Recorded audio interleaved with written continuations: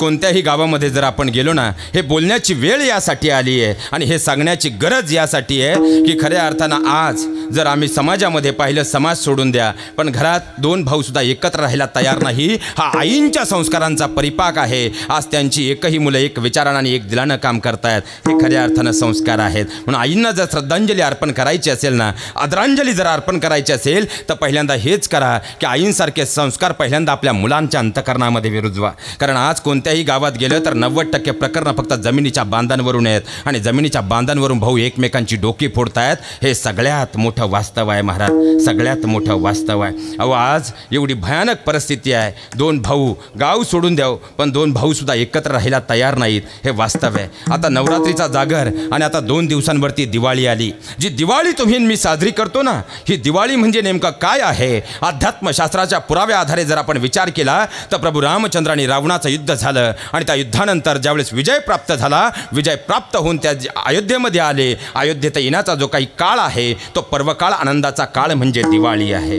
पण या दिवाळीमध्ये जे प्रभू रामचंद्रांचं अयोध्येत आगमन झालं, पण त्या प्रभू रामचंद्रांकडून आम्ही शिकलो काय? हा सगळ्यात मोठा प्रश्न आहे. आम्ही रामायण कथा अनेक वेळा ऐकली महाराज, आम्ही रामायण अनेक वेळा अभ्यासलं, पण त्या अंतःकरणामध्ये रुजवलं नाही. ही सगळ्यात मोठी शोकांतिका आहे. रामायणाचा पूर्वार्धात जर आम्ही पाहिला तर रामायणाच्या पूर्वार्धामध्ये प्रभू रामचंद्र वनवासाला निघाले त्यावेळेस लक्ष्मण भैयांचं वाक्य होतं, दादा हा लक्ष्मण म्हणजे तुमची सावली आहे. जिथं जिथं काटे असतील ना तिथं हा लक्ष्मण पुढे असेल आणि जिथं फुलं असतील दादा तुम्ही पुढं चालावं. हा खऱ्या अर्थानं रामायणाचा पूर्वार्ध आहे. आणि उत्तरार्धाचा जर आम्ही विचार केला तर रावण आणि विभीषणामध्ये असणारं वैरत्व मनामध्ये भाव निर्माण झाला. नव्हे वाली आणि सुग्रीवामध्ये हाच लालसेचा भाव निर्माण झाला. म्हणून लंकेचा राजा म्हणजे साक्षात ज्याची लंका सोन्याची होती तो लंकापती सुद्धा मातीत मिसळला. आणि 14 वर्षाचा ज्यांनी वनवास सहन केला पण आपल्या बंधू भावांचं प्रेम असं होतं, पुन्हा एकदा अयोध्येच्या गादीवर जाऊन बसले ते श्रीराम आहेत. मग भावाभावातलं प्रेम आम्ही नेमकं शिकलो काय?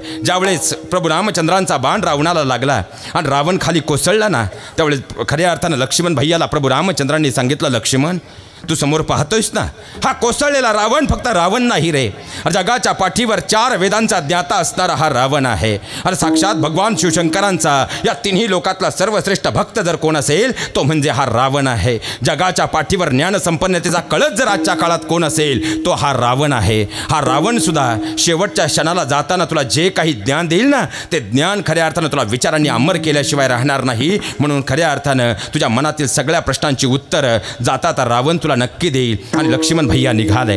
लक्ष्मण भैयांचं एक एक पाऊल रावणाकडे पडत होतं, पण मनामध्ये मात्र एकच विचार चालू होता की खऱ्या अर्थानं रावण जर पाहिला गेलं, रावण आणि श्रीरामांची जर तुलना केली तर रावण हा लंकेचा राजा होता, ज्याच्याकडे प्रचंड सैन्य होतं. त्यापैकी 10% ही सैन्य श्रीरामांकडे नव्हतं. रावण हा अत्यंत बलशाली होता, त्यापैकी 20% शक्तीसुद्धा श्रीरामांकडे नव्हती. अहो लंकेचा जर विचार केला तर लंकेत साक्षात महाकाय असे राक्षस होते, तर श्रीरामांच्या सोबतीनं फक्त वानर सेना होती. तरीही रावणाचा पराभव झाला आणि श्रीरामांचा विजय झाला. याचं नेमकं कारण काय? म्हणून लक्ष्मण भैयांनी हाच प्रश्न रावणाला विचारला. त्यावेळेस रावणाने दिलेलं उत्तर कानाचे पडदे उघडे ठेवून ऐका. रावणानं दिलेलं उत्तर होतं, अरे होय लक्ष्मणा तू बोलतोयस ते अगदी खरं आहे. मग मी खऱ्या अर्थानं श्रीरामांपेक्षा शक्तिशाली आहे. श्रीरामांची जर शक्ती पाहिली आणि माझी शक्ती पाहिली तर कुठंच तुलना होणार नाही. त्यांचं ज्ञान पाहिलं आणि माझं ज्ञान पाहिलं ना तर तीही तुलना कुठंच होणार नाही. सैन्य जरी पाहायला गेलं आणि संपत्ती जरी पाहायला गेली तरी आमच्या दोघांची तुलना होणार नाही. अरे उलट या पुढे जाऊन तुला सांगतो, मी तर माझ्या मातीत होतो, पण श्रीराम खऱ्या अर्थानं अयोध्येतून माझ्या मातीत आले तरी त्यांचा विजय झाला आणि माझा पराभव झाला. लक्ष्मणा कानाचे पडदे उघडे ठेवून याचं उत्तर आहे. कारण त्यांच्याकडं लक्ष्मणासारखा भाऊ होता आणि माझ्याकडं विभीषण नावाचा भाऊ होता. अरे श्रीरामांचा विजय झाला कारण त्यांचा लक्ष्मण नावाचा भाऊ होता आणि या महाबलशाली रावणाचा पराभव झाला कारण या रावणाकडं विभीषणासारखा भाऊ होता. खऱ्या अर्थानं विचार करावं, रामायणाचा हाच पर्वकाळ आम्हाला समजला नाही. म्हणून तर आज कोणत्याही कोर्टामध्ये जा 90% प्रकरणं फक्त जमिनीच्या बांधांवरून आहेत. ही सगळ्यात मोठी वस्तुस्थिती आहे. मग आम्ही नेमकं शिकलो काय हा प्रश्न आहे. अहो आज समजा एका घरात जर 2 मुलं असतील ना, दोन्ही मुलं पुणे मुंबईला कामाला आहेत आणि घरी फक्त आई वडील आहेत, पण त्याही आई वडिलांना जर शेतात ट्रॅक्टर आला ना तर खऱ्या अर्थानं बांध कोडायचा मूर आल्याशिवाय राहत नाही. हे सगळ्यात मोठं वास्तव आहे. बरं तुम्ही कितीही बांध कोराव, कितीही जरी जमिनीचे तुम्ही बांध कोरले तरी तुम्हीच उत्तर द्या, तलाठी भाऊसाहेबाच्या कपाटातील कागदपत्रांमधला सातबारा कधी बदलणार आहे का?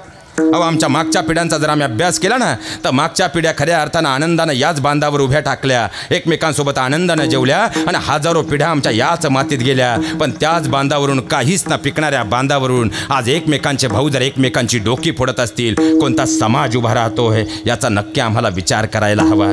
सगळ्यात मोठं वास्तव आहे महाराज. बरं, मला तुम्ही असं एक तरी उदाहरण दाखवावं. बांध करून बंगला बांधला, सापडेल? बांध करून गाडी घेतली, ज्यांनी बांध कोरण्याकडे लक्ष, ज्यांनी गाड्या घेतल्या ना, ज्यांनी खऱ्या अर्थानं घरं बांधली, स्वतःच्या मुलांना सेट केलं, त्यांनी कधी बांध कोरण्याकडे लक्ष दिलं नाही. आणि ज्यांनी बांध कोरण्याकडे लक्ष दिलं, कानाचे पडदे उघडे ठेवून ऐका, खऱ्या अर्थानं ना त्यांची घरं झाली, ना गाड्या झाल्या, ना मुलं खऱ्या अर्थानं शिक्षणानं समृद्ध झाली. उलट यांच्या वादामध्ये तीच मुलं पोलीस स्टेशनची पायरी चढली आणि आपलं आयुष्य उद्ध्वस्त करून बसली. सगळ्यात मोठी शोकांतिका आहे महाराज, सगळ्यात मोठी शोकांतिका आहे. अहो, लहानपणी विचार करावं, दोन भाऊ एकत्र शाळेत जर निघाले ना, तर दप्तर तुझ्याकडं की माझ्याकडं यावरून शाळेचा गेट येईपर्यंत भांडायचे, एकमेकांचे केस ओढायचे, दप्तर तुझ्याकडं की माझ्याकडं यावरून भांडायचे. पण शाळेत मात्र एकमेकांच्या जवळ बसायचे. अरे, संध्याकाळी झोपताना आईचं तोंड तुझ्याकडं की आईचं तोंड माझ्याकडं यावरून दोन भाऊ एकमेकांशी भांडायचे. पण शेवटी मात्र झोपताना आईच्या पदराखाली आनंदानं झोपी जायचे. पण तेच भाऊ अनेक वेळा भांडणं झाली, पण कधी वादात त्याचं रूपांतर झालं नाही. पण आज तेच भाऊ मात्र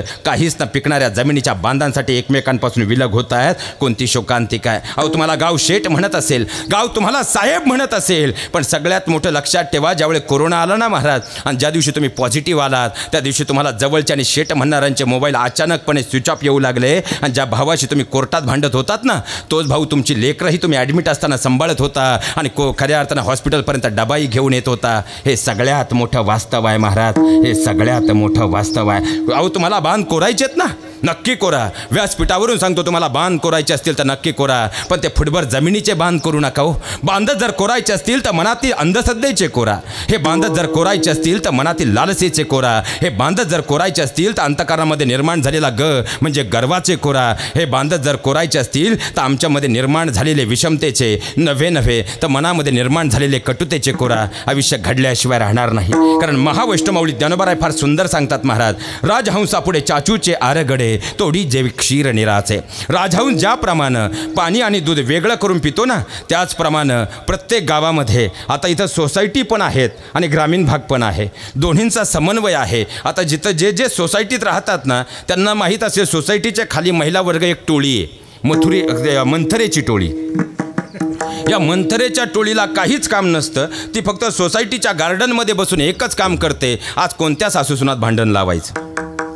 तशीच प्रत्येक गावामध्ये एक टोळी आहे महाराज. सकाळी फक्त 5 रुपयाच्या चहामध्ये ते पारावर बसून एकच विचार करतो, आज कोणत्या दोन भावांमध्ये भांडण लावायचं. अशी गावकी आणि भावकीतल्या ह्या ज्या टोळ्या आहेत ना, या रस्त्यानं चालताना पावला पावलावर तुम्हाला भेटतील. ते तुमचे कानही भरवतील, कानात विष सोडण्याचाही प्रयत्न करतील. मात्र राजहंसाप्रमाणे आत काय घ्यायचं आणि बाहेर काय सोडायचं हे मात्र आम्हाला समजायला हवं. आणि ज्या दिवशी हे आम्हाला समजलं ना खऱ्या अर्थानं, कारण भाऊ हा शब्द उलटा वाचला ना महाराज, तो होतो उभा.